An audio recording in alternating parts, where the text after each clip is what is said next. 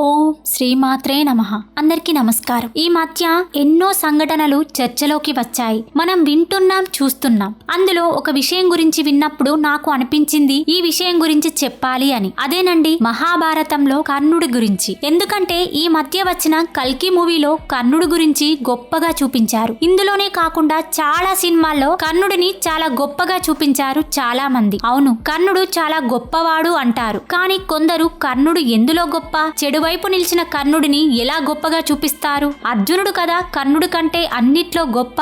అర్జునుడిని హీరోలా చూపించకుండా కర్ణుడిని హీరోలో చూపిస్తున్నారేంటి అని చాలా మంది విమర్శిస్తున్నారు. మరి ఈ రోజు కర్ణుడు నిజంగా గొప్పవాడా, లేక కొందరు అనుకున్నట్టు ఆయన గురించి చెప్పుకునేంత మంచి లేదనే విషయాల గురించి ఈ రోజు చర్చించుకుందాం. వీడియోను ఎక్కడా స్కిప్ చేయకుండా ఎండ్ వరకు చూడండి. మీకు ఏది కరెక్ట్ అనిపించిందో కామెంట్ చేయండి. మొదట మనం కర్ణుడు చేసిన తప్పుల గురించి తెలుసుకుందాం. తరువాత ఆయన తప్పులు కాదని అందరూ ఆయనను ఒక హీరోలా ఎందుకు చూశారో తెలుసుకుందాం. మహాభారతం అనగానే మొదటగా గుర్తుకు వచ్చేది శ్రీకృష్ణుడు, పాండవులు, తరువాత కర్ణుడు, ఇంకా ఎందరో. కర్ణుడు కుంతి మొదటి కుమారుడు, పాండవులలో పెద్దవాడు. పుట్టుకతోని శాపగ్రస్తుడైన కర్ణుడు తను పుట్టిన మొదటి రోజే తన తల్లి కుంతీదేవి తనని ఒక పెట్టెలో ఉంచి గంగా నదిలో వదిలిపెట్టింది.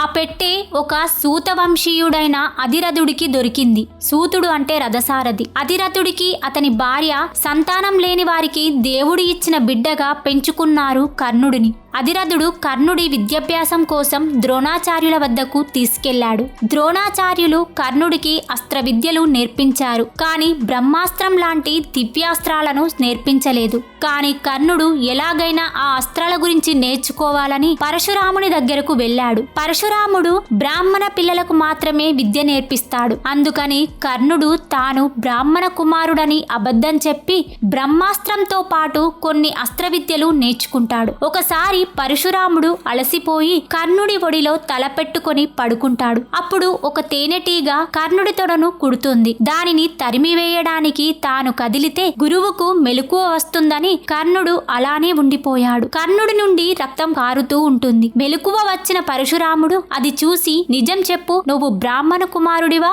లేక క్షత్రుడివా అని అడుగుతాడు. అప్పుడు కర్ణుడు నిజం చెప్పాడు. అది విని కోపంతో పరశురాముడు, నీకు సమానమైన వాడితో నువ్వు యుద్ధం చేసినప్పుడు నేను నీకు నేర్పిన బ్రహ్మాస్త్రం గుర్తుకురాదు అని శపిస్తాడు. అందుకే కర్ణుడు అర్జునుడిపై బ్రహ్మాస్త్రాన్ని ప్రయోగించలేకపోయాడు. ఒకసారి కర్ణుడు విలువిద్యలు అభ్యసిస్తుండగా అనుకోకుండా ఒక బాణం ఒక గోవుకు గుచ్చుకుంటుంది. అది చూసిన ఆవు యజమాని బ్రాహ్మణుడు కర్ణుడిని కోపంతో, నువ్వు ఎవరి కోసమైతే యుద్ధం నేర్చుకుంటున్నావో అతనితో యుద్ధం చేస్తున్నప్పుడు నీ రథచక్రం భూమిలో కుంగిపోతుందని శపిస్తాడు. అందుకని అర్జునుడితో యుద్ధం చేస్తున్నప్పుడు రథం మట్టిలో కూరుకుపోతుంది. కర్ణుడికి విద్యాభ్యాస సమయంలో దుర్యోధనుడితో స్నేహం కుదిరింది. దుర్యోధనుడు కూడా కర్ణుడిని ఆదరించాడు. కర్ణుడు దుర్యోధనుడి స్నేహం మాత్రమే కాదు, అతని చెడు పనులలో కూడా భాగస్వామ్యం తీసుకున్నాడు. ఒకసారి దుర్యోధనుడు ఒక రాకుమారిని వివాహం చేసుకోవాలి అని అనుకుంటాడు. కానీ ఆ రాకుమారికి ఇష్టం లేకుండా దుర్యోధనుని కోసం ఆ రాకుమారుని ఎత్తుకొస్తాడు కర్ణుడు.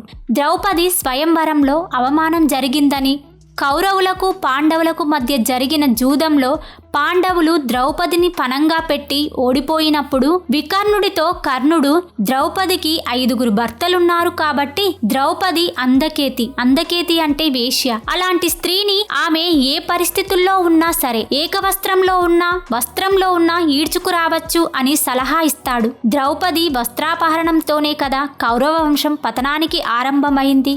రామాయణంలో వేద పారంగితుడైన మహాశివభక్తుడు పరాయి స్త్రీని పొందాలనుకోవడం వల్లే కదా పతనమైంది. అందుకే ద్రౌపది విషయంలో కర్ణుడు ఇచ్చిన సలహా వల్లే శిక్షను అనుభవించాడు కర్ణుడు. కర్ణుడికి తగిలిన శాపాలే కాదు, కర్ణుడు తన జీవితంలో ఎన్నో యుద్ధాల్లో కూడా ఓడిపోయాడు. చిత్రరథుడు అనే గంధర్వుడి నుండి దుర్యోధనుని కాపాడే ప్రయత్నంలో కర్ణుడు ఓడిపోతాడు. భీమార్జునులు గంధర్వుడిని ఓడించి దుర్యోధనుని కాపాడుతారు. ఒకసారి ఉత్తర గోగ్రహణంలో అర్జునుడి చేతిలో చావు దెబ్బలు తింటాడు. కురుక్షేత్ర యుద్ధంలో అభిమన్యుని బాణాలు తన కవచాలను చీల్స్తూ గాయపరిస్తే యుద్ధం మధ్యలో వెళ్ళిపోతాడు. కురుక్షేత్ర యుద్ధంలో భీముని చేతిలో ఓడిపోతే కర్ణుడిని నాలుక కోసి చంపుతానంటాడు. కానీ భీమునికి అర్జునుడు చేసిన ప్రతిజ్ఞ గుర్తుకు వచ్చి వదిలేస్తాడు. చివరికి అర్జునుడి చేతిలో ప్రాణాలు కోల్పోయాడు. మరి కర్ణుడని దానకర్ణుడని అంటారు కదా, ఆ విషయంలో అతనిని ఎంత పొగిడినా తక్కువే. కురుక్షేత్ర యుద్ధానికి ముందే సూర్యదేవుని కవచకుండలాలు ఉంటే కర్ణుడిని గెలవడం కష్టమని ఇంద్రుడు కర్ణుడిని కవచకుండలాల దానం అడగడానికి బ్రాహ్మణ రూపంలో వస్తాడు. ఇంద్రుడు వచ్చే ముందే సూర్యుడు ముందు రోజే చెప్తాడు, రేపు ఇంద్రుడు వస్తాడు, నీ కవచకుండలాలను దానం అడుగుతాడు, నువ్వు ఇవ్వకు అంటాడు. కర్ణుడు నేను సూర్యోపాసనలో ఉన్నప్పుడు ఎవరు ఏది అడిగినా దానం ఇస్తాను అంటాడు. అప్పుడు సూర్యుడు అయితే సరే, నువ్వు ఇంద్రుడికి కవచకుండలాలకు బదులుగా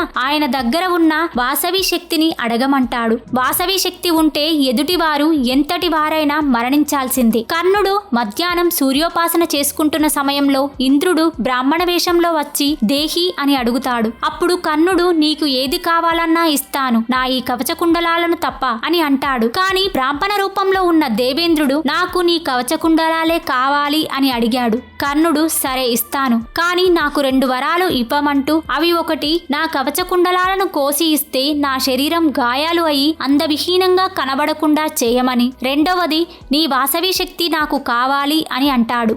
దానికి ఇంద్రుడు సరే అంటాడు. ఇంద్రుడు 2 వరాలు ఇచ్చి కవచకుండలాలను తీసుకొని వెళ్ళిపోతాడు. తన శరీరం నుండి కోసి ఇవ్వడం అంటే నిజంగా చాలా గొప్ప.